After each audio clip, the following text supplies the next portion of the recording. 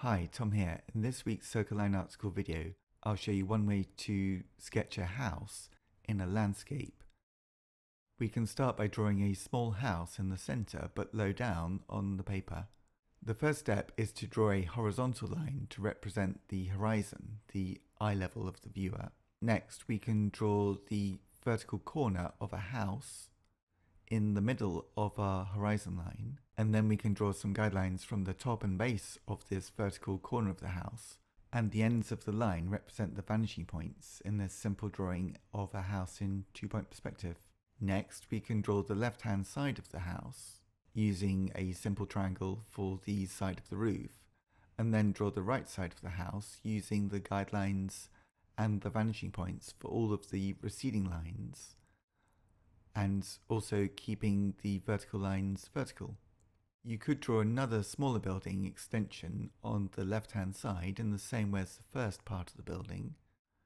At this stage, it's a good idea just to check the lines to make sure that the receding lines are actually going towards the ends of the horizon line, so that the house works as a view in two-point perspective. Once you have sketched out the house, we can add some shading. Try to use just a few tonal values when shading. The tonal value of the roof could be just a light tone.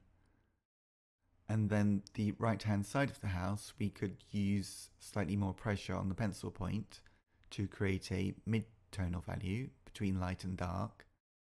And then the cast shadow could be a dark tonal value. For this drawing, I'm using a 4B pencil and A4 paper. So the shading is on the right, as I was thinking that the light source will be on the left of the drawing of the image. Next, we can add some windows and doors. Because the house is at a distance, we don't need to add any real details to these, just a few dark rectangles would be fine.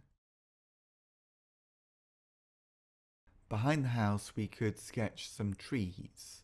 There'd be no need for details as they are far away from us, the viewer, so we can just block in the tonal values.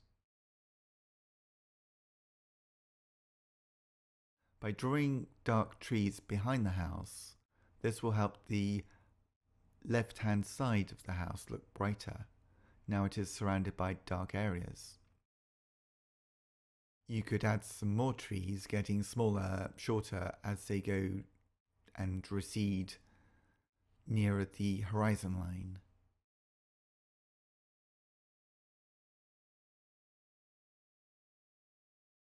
Next, in the foreground, at the very front of the drawing, at the base of the drawing, we could draw a line to represent the edge of a lake or a stream, and then draw the reflection of the house, just as a series of blocks of tonal values which mirror the house above.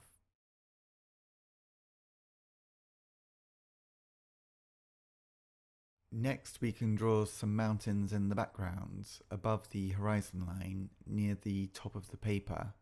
For this, we could use a sharp, jagged line for the outline of the distant mountains, and then draw some lines going down from the high points of the mountains, and these lines going down could be leaning slightly towards the right of the image. Next, using the side of your pencil, add some shading to the right-hand side of each of the mountain areas. Using a light shading tonal value first, and then next, we could add some darker tonal values on top of the light tonal values that we drew first, but only in some smaller areas. And then we also have the tonal value of the paper itself, the brightness of the paper. Once you have the mountain tones blocked in to some extent, you could blend the shaded areas with a pencil, with the side of the pencil. You could use a blending stump, which looks like a pencil but it's a rolled up paper and it's good for blending. Or you could just use your finger to smudge the tonal values to make them more subtle. Next, we could draw a soft outline above the mountains for a bank of a cloud in the distance. And then we can add some shading to this using the side of the pencil, nice soft shading again. So in this drawing, the darkest areas are in the foreground and the lightest areas are in the background. that will help create a sense of distance. The last step is to decide if you would like to keep it as a sketch or work into it slowly to quieten down the mark making and smooth out the tonal values. You could use an eraser to brighten the areas that have become too smudged so that they are sharp and light. The next stage is to consider adding a few details to your drawing. Nothing too sharp. Maybe we could reintroduce some sketchy lines for some pathways, some narrow pathways going towards the mountains from the house.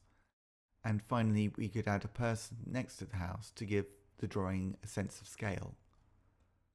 Once we draw a small person, then the house will look larger and the mountains will look much larger in relation to the scale of the person, as long as they're small.